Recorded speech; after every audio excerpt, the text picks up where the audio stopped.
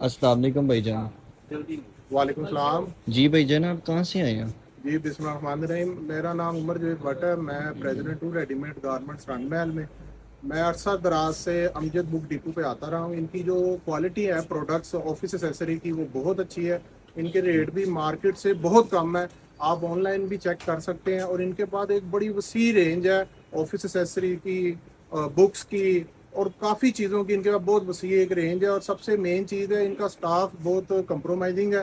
تو میں اپنے تمام دوستوں سے یہ ریکویسٹ کروں گا کہ آپ امجد بک ڈپو میں آئے۔ ان کے پاس ہر قسم کی اسیسری پڑی ہوئی ہے آفس کی، اور ان کے ریٹ سب سے زیادہ مناسب ہیں۔ آپ اور کے یہ ان کا کارڈ ہے، یہ آپ زوم کر کے دکھا دیں، یہ ان کا کارڈ ہے۔ اور سب سے مین چیز یہ ہے کہ ان کا سٹاف بہت اچھا ہے، بات کو سنتا ہے، بڑا پولائٹ ہے۔